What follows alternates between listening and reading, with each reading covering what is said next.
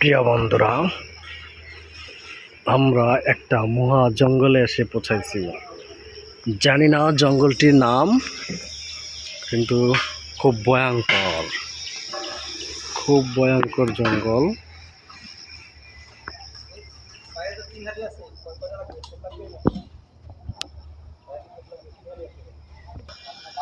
দেখি জঙ্গলের একটু সামনে গিয়ে কি আছে এখানে।